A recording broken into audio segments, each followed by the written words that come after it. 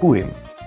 Judovski praznik Purim slavi zgodbo iz Esterine knjige, po kateri je na dvoru perzijskega kralja Ashaverja njegov zlobni vezir Haman skušal pobiti vse Jude.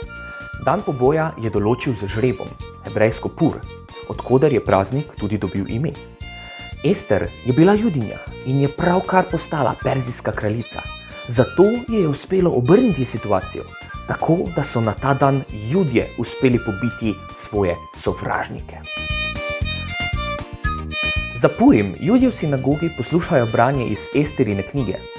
Ob vsaki omembi zlobnega vezirja Hamana glasno ropotajo z ragljami, da preglasijo njegovo ime.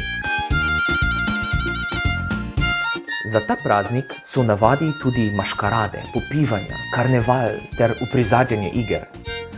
Vsaj 2 revežema morajo Judje na ta dan dati miloščino, izmenjujejo pa si tudi darove hrane, po navadi sladkarije.